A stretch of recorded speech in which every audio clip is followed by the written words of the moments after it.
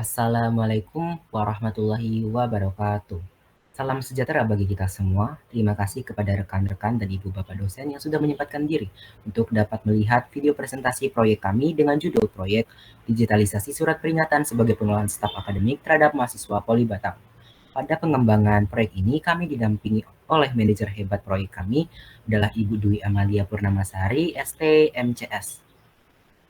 Tapi sebelumnya izinkan saya dan rekan-rekan hebat saya dari kelompok 4 Teknik Informatika 1B Pagi untuk memperkenalkan diri terlebih dahulu. Perkenalkan, nama saya Muhammad Ivan Febrian sebagai anggota. Saya Nur Ilyani sebagai anggota. Saya Muhammad Fatur sebagai anggota. Dan saya Michael Sandotornip sebagai Ketua PBL. Nah, berikut ini adalah identitas kelompok kami, di mana setiap anggota memiliki kontribusi dan peran yang berbeda-beda dalam pengembangan sistem berbasis web ini. Melalui kerjasama dan kolaborasi, kami dapat bertukar ide, saling melengkapi, dan mengembangkan proyek ini secara optimal. Oke, next. Nah, selanjutnya adalah latar belakang. Yang pertama adalah proses penerbitan surat peringatan mahasiswa. Tapi sebelumnya izinkan saya memulai dengan satu pertanyaan sederhana. Pernahkah kita melihat bahwa mahasiswa yang mendapatkan surat peringatan karena melanggar aturan kampus, namun proses penerbitan suratnya berjalan lambat, datanya tercecer, atau bahkan sulit untuk dilacak kembali? Situasi seperti ini kerap muncul karena pengelolaan data belum terintegrasi dengan baik, akibatnya membutuhkan waktu lebih lama untuk menata dan menelusuri kembali informasi mahasiswa yang dikenai sanksi. Nah, yang kedua adalah teknologi information. Kenapa perkembangan teknologi informasi di Indonesia menunjukkan tren yang pesat? Berdasarkan laporan WR Sosial tahun 2024, lebih dari 79% penduduk Indonesia telah terhubung ke internet, menandakan bahwa teknologi digital menjadi bagian penting dalam kehidupan sehari-hari. Kondisi ini mendorong kami sebagai generasi muda untuk tidak hanya memahami teori, tetapi juga mampu mengaplikasikannya secara nyata. Melalui pendekatan Project Based Learning atau PBL, kami mengimplementasikan konsep tersebut dalam proyek Dispol, sebuah sistem digitalisasi surat peringatan yang dikembangkan untuk menjawab kebutuhan administrasi akademik kampus. Oke, next.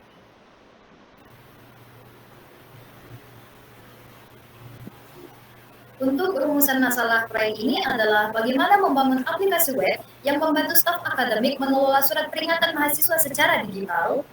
Next.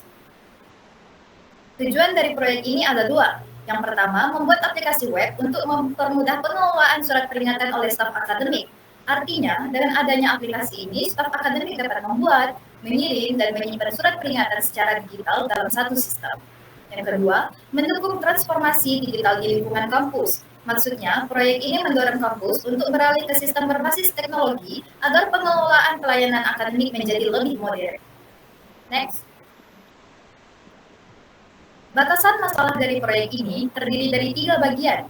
Yang pertama, aplikasi hanya mencakup pembuatan, pengiriman, dan penyimpanan surat peringatan. Maksudnya, sistem ini difokuskan untuk membantu proses administrasi dasar tanpa adanya tahapan verifikasi atau persetujuan berjenjang yang lebih rumit. Yang kedua, sistem bersifat satu arah, tanpa fitur komunikasi antara staf dan mahasiswa. Artinya, staf akademik dapat mengirim surat peringatan kepada mahasiswa, namun mahasiswa tidak dapat memberikan tanggapan melalui sistem tersebut. Yang ketiga, keamanan data dibatasi pada hak akses pengguna. Maksudnya, setiap pengguna hanya dapat mengakses fitur sesuai perannya, tetapi belum dilengkapi dengan keamanan tambahan seperti enkripsi. Next. Manfaat dari proyek ini adalah yang pertama, memberikan sarana bagi staf akademik untuk mengelola surat peringatan secara terpusat dan digital. Melalui sistem ini, staf akademik tidak perlu lagi menggunakan cara yang tersebar atau mencatat secara terpisah. Semua proses mulai dari pembuatan, pengiriman, hingga penyimpanan surat peringatan dapat dilakukan dalam satu platform berbasis web. Hal ini membuat data lebih mudah diakses, lebih aman, dan terdokumentasi dengan baik. Selain itu, sistem ini juga mempermudah proses pencarian dan pemantauan surat peringatan yang telah dikeluarkan kepada mahasiswa. Yang kedua, mendorong kampus beradaptasi dengan penerapan teknologi informasi dalam administrasi akademik. Pengembangan sistem digital ini menjadi langkah awal bagi kampus untuk mulai menerapkan transformasi digital dalam kegiatan administrasi sehari-hari. Dengan memanfaatkan teknologi informasi, kampus dapat meningkatkan kualitas pelayanan akademik, serta mengurangi potensi kesalahan yang terjadi dalam sistem pencatatan manual. Selain itu, sistem ini juga bisa menjadi fondasi bagi pengembangan layanan akademik lainnya di masa depan, sehingga kampus dapat terus berkembang mengikuti kebutuhan era digital. Next. Baik, ini adalah gambaran umum sistem dari aplikasi Dispol atau surat peringatan berbasis web. Sistem ini melibatkan dua pengguna utama, yaitu staf akademik dan mahasiswa. Staf akademik dapat melakukan login untuk mengelola data mahasiswa dan membuat surat peringatan. Data tersebut kemudian disimpan di database yang berisi data profil mahasiswa dan data surat peringatan. Mahasiswa dapat login ke sistem untuk melihat profil mereka serta mengecek surat peringatan yang sudah diterbitkan. Selanjutnya adalah kebutuhan fungsional, di mana dalam proyek ini kami memiliki 9 kebutuhan fungsional, di mana FR1 sampai dengan FR2 dengan staf akademik dan mahasiswa dapat masuk ke sistem dan keluar dari sistem. Dan FR3 sampai dengan FR7, staf akademik memiliki berbagai fitur. Yang pertama, pencarian dan filtrasi, kelola, buat surat peringatan, kirim surat peringatan, dan dapat melihat riwayat surat peringatan yang telah diterbitkan.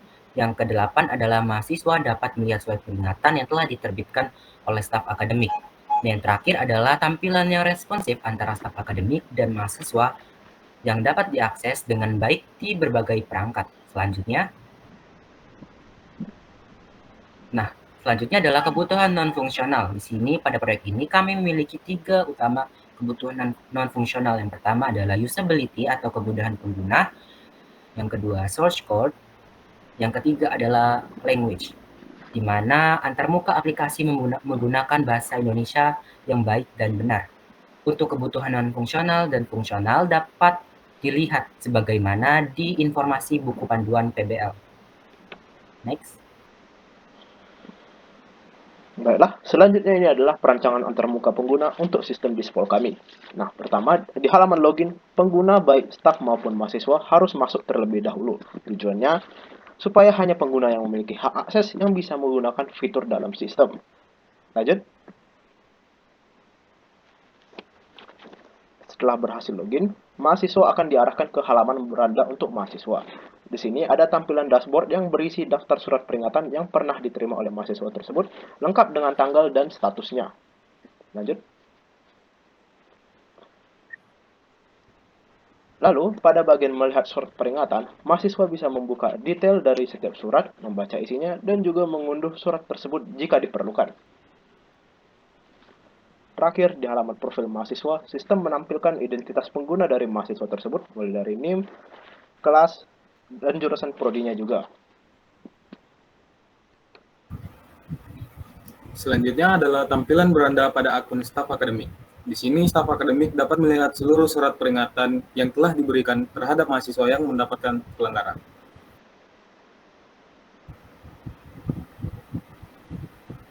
Lalu ada halaman kelola dan tambah surat. Pada halaman ini, staf akademik dapat mencari dan memfilter berdasarkan nama, tingkat peringatan, dan status. Lalu, staf akademik juga dapat mengelola seperti mengarsip dan menghapus surat peringatan. Selanjutnya adalah halaman pengarsipan, di mana halaman ini berisikan daftar surat peringatan yang telah diarsipkan staf akademik sebelumnya. Surat peringatan yang telah diarsipkan akan bersifat permanen dan tidak dapat dihapus.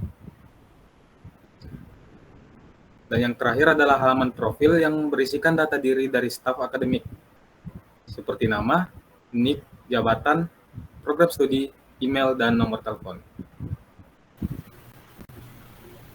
Berikut adalah lampiran. Pada bagian lampiran ini terdapat dokumentasi kegiatan mingguan. Bagian ini menampilkan proses diskusi dan koordinasi kami bersama manajer proyek selama melaksanakan proyek. Next. Selanjutnya adalah logbook atau catatan sistematik mingguan yang berisi aktivitas-aktivitas dan kejadian yang dilakukan dalam berdiskusi selama manajer proyek bersama manajer proyek terkait kegiatan PBL.